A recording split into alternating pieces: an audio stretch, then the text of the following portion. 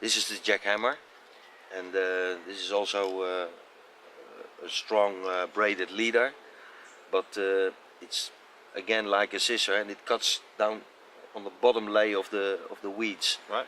And yeah, it's really strong and tough again, and yeah, I really like it when I fish not on stones but when I fish on a flat bottom where there's a lot of weed.